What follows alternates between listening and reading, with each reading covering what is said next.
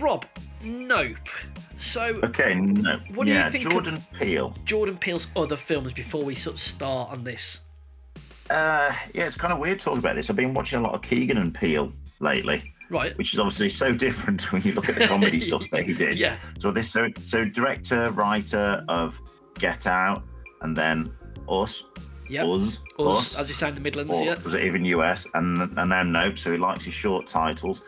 It's sort of film. It's like a horror film genre that he's kind of notching for himself with a little bit of a Twilight Zone twinkly feel to it. He was involved in that Twilight Zone reboot recently, wasn't he? I haven't seen any of those. Are they any good? No, I don't think they're on any UK streams. I don't think. So I kind of missed it. Daniel Kaluuya seemed to be coming like his sort of Scorsese, De Niro, sort of double act going on there. Yeah. He's back in it again, but he puts this kind of they've always got some commentary there, then they've got some sort of subtext. It's not that subtext. It's fairly in your face what he's trying to say. So, adding something else rather than just someone being a monster movie or a slasher or something like that. Now he's taking genres and he's putting a little bit of a twist on it.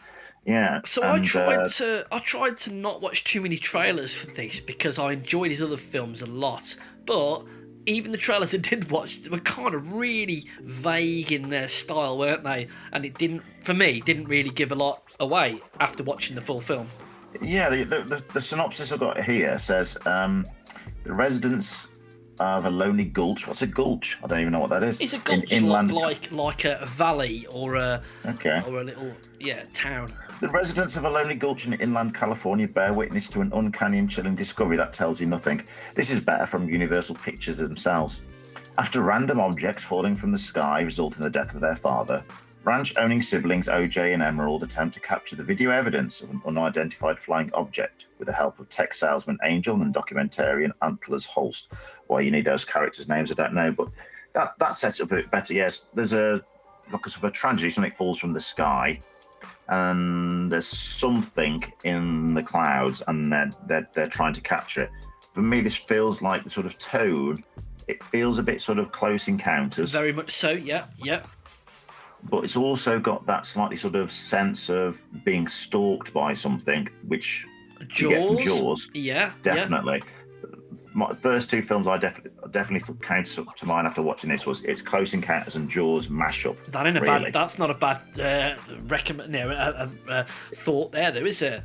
Yeah, and I think it does the best of those two movies quite well. I don't think it's as good as Jaws. I mean, it's a bit probably to it, unfair comparison, something like that, stone cold classic like Jaws. Yeah. But it does have that sense of foreboding and not showing you the threat until a lot later in the film. So it's just glimpsed and teased to hold your interest. Rob, it does that very well. Are we going to talk spoilers here? Well, we won't need to say necessarily the variant. Let's do some low-level spoilers. There were a couple of... If you've seen the trailer, it like you say, it's that Close Encounters vibe. And in it, let's say a third of the way through, there is a fake out, isn't there? But it actually made me jump quite a bit. Do you know the one I mean? Where they catch someone on CCTV? Yes. Yeah, that really made me jump. There's a second storyline going on, which I kind of don't get the reason for it, but it's really cleverly done with the actor I know him as Glenn out of The Walking Dead. Stephen Yeun, yes. That's it. He was a child actor, wasn't he, in a program with a chimpanzee, and the chimpanzee went mad and just attacked and hurt a lot of the actors. And he's like trying to live off the back of that celebrity, isn't he? And he runs like a ranch show, like a Wild West show, and he keeps buying the horses, doesn't he, from the family who run the horse show thing. And that, to me, is a totally separate story, but weirdly, it kind of ties in, doesn't it? And it's got that odd, strange feel about it. Yeah, it kind of touches on this idea of this sort of voyeurism and spectacle and people making money out of car crash tragedies and things like that. Yeah. So this, and the scenes when they actually do these flashbacks of, this one character's in like a sitcom where it's meant to be like an ape living, a chimpanzees, I think, living with a family, isn't Yeah. it? So it's like a little sort of 80s comedy. Yeah. And the chimpanzee goes on a mad spree and attacking people in the sitcom sort of whilst filming. Yeah. Yeah, and then this guy, the survivor, now he's grown up, is sort of cashing in on it, and then with this UFO, whatever it is that's Type in the thing. sky, finding a way that he can cash in on it. Yeah. And then the two people Yeah. that own the ranch, the brother and sister that are running the ranch without their dad, are struggling to run it smoothly. So they also see it as an opportunity to try and make some money. And I suppose it does touch on that idea of, and I suppose that's, what was that Blackfish documentary when it talked about this idea of these things that are, these incredible things, incredible living things, otherworldly things. Yeah. This idea of poking it with a stick and filming it and making entertainment out of it. It's kind of like, well, things are going to come around and bite you in the ass if you're not careful. So those two plot lines sort of cross over. I think they're saying a similar sort of thing, really. I thought this was a very clever way of what you would do with if you had a Close Encounters type experience. The other film it reminded me of was Signs. The Mel Gibson Shyamalan movie. Very much so. Because where Shyamalan did that thing where he takes an alien invasion movie but does it from a completely different point of view. It's not the odd point of view of the the people in the armed forces or the president or anything like that. It's just like an everyman. Yeah. What would it be like for him? And Unbreakable did a similar thing by making a superhero movie, but a completely different, what if down it's you to or me? approach to it. Yeah, and this sort of does a similar thing.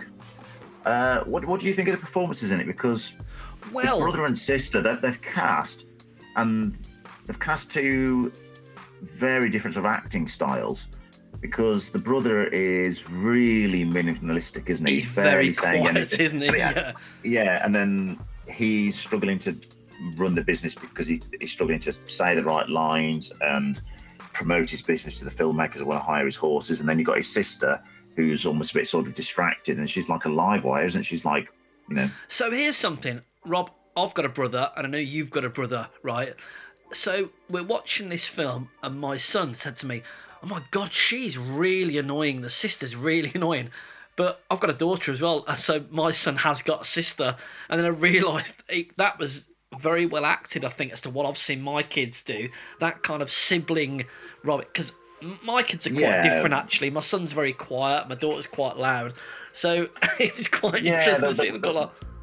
They both miss the dad. They both want the business to do well, but they both got different ways about it. They both got their own lives. They didn't see themselves having to pick up this business after the dad's death. So there's that sort of background there, isn't there? That's explains what's going on. Without spoilers, how did you feel about? I'll call it the reveal. How did you feel about? What were your thoughts? Because Yeah. So. It can't, like all these sort of types of films, like Close Encounters and Jaws, which you mentioned. You can't just tease forever, can you? You've got to give the audience what they want. There's something in the clouds. There's something in the clouds for 2 hours. After an hour and a half, we need to see what's in there, and I think it's handled really well. I think it's original. I think the design of whatever it is. Yep. And without spoiling it, is otherworldly, weird, beautiful, strange, interesting, and it really held my attention. This film, it kind of gripped me, actually. It kind of had me from quite early on, actually. It has. I mean, the ape storyline, this chimpanzee going on a rampage storyline, it does like a cold open, doesn't it? It has shows you a little bit of that to start before it actually goes into the main story. So you're always thinking, well, what's that all about? Why? How do these connect? Where's this going? It doesn't hold your hand too much. It doesn't like overly explain things. You're just watching these characters sort of react to what's going on, and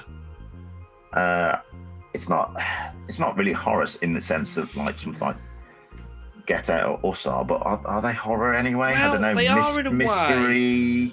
I mean, mystery sci-fi thriller tinge, this is definitely like a sci-fi, like you say, a sci-fi thriller stroke. But yeah, I mean, if you're looking for sci-fi, it's not.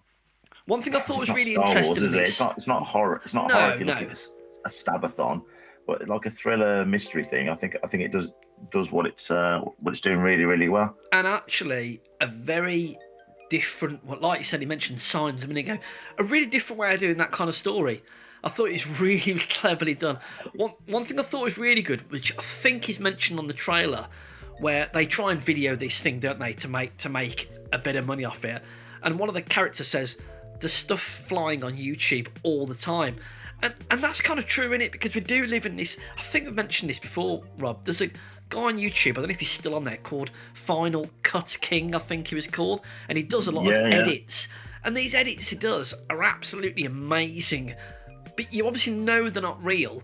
But to be honest, nowadays you could literally have a flying saucer land in your back garden. You could video it and people wouldn't believe it. You just feel like, oh yeah, it's YouTube trickery. And how do you prove that real thing happens?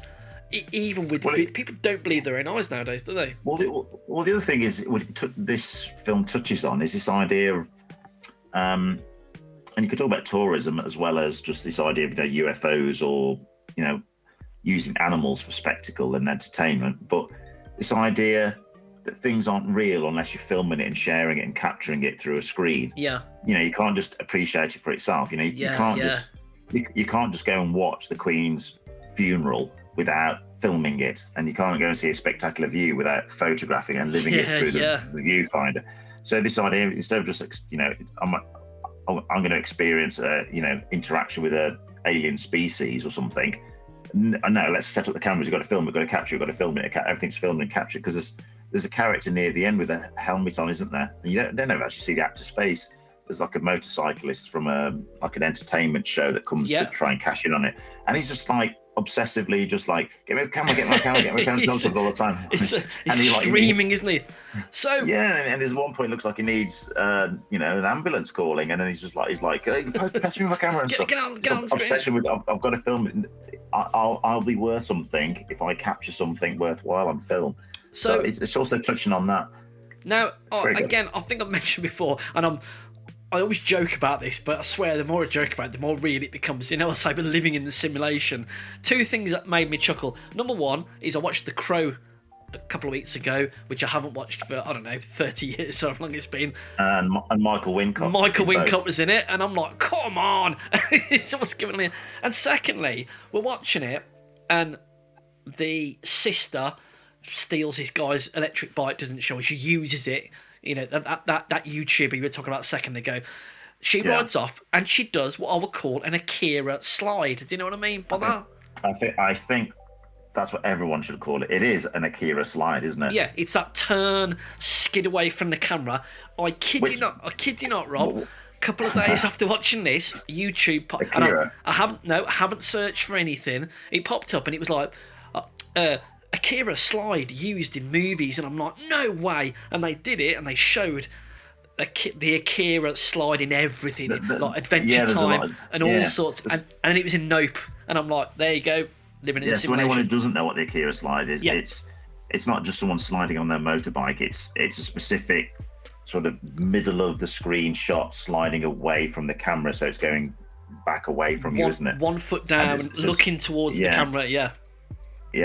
It's become a bit iconic, and my favourite meme. I did the Leonardo DiCaprio, sat up in my chair, and I went, "That's an Akira slide." But come on, then, Rob. We're trying to talk about without spoiling it for people. Do you recommend watching this film? Yes, I would give it. What should we rank it out of? Scorpion King hoodies out of 10. What? Scorpion King hoodies. That's what Daniel Kaluuya wears at the end, doesn't it? He does, doesn't he? Yeah. The idea is meant to have got horses walking on film, so he's got this Scorpion King hoodie that he's wearing at the end. How many Michael Wincott gravelly voices do you want to give it? I really like this. It was different. It was different to what I expected it to be. It was clever. It's the only thing I would negatively say is the sister is the only one with a bit of sort of life in her. Everyone else is very somber and quite serious and quite slow talking and quiet. So there's lots and lots of quiet moments. But for me, that works. I would say there's a couple of scenes where that did frustrate me a little.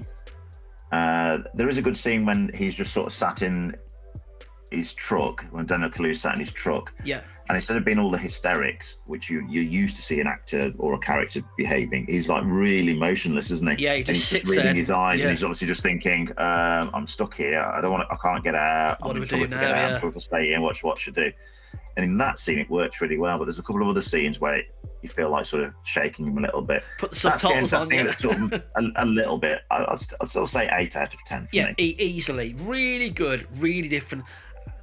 You know, would you say that Jordan Peele is the modern day M. Night Shyamalan? Because with Shyamalan, you were always getting a twist or something a bit different. It's a bit Shyamalan, but also, I mean, he's not quite Hitchcock levels or anything, but he's doing it. It is that slightly Hitchcocky thing where it's just playing with the audience's expectation to wring out tension. He does that very well. Really good. Yeah, a really hearty 8 for me. It's just that situation now with Jordan Peele now. Just for me, that's like 3 in a row, really good, solid films, and whatever he's going to do next, I'm interested to see whatever he does next now. Now, my son hasn't seen Nope, and it was actually on TV to do it, so I've recorded it, and I do need to watch that a second time. I mean, I remember the first time I watched it being very, very good. So not Nope, sorry, Get Out. We'll do a Get Out watch in the next couple of weeks, and maybe talk about it. Cool.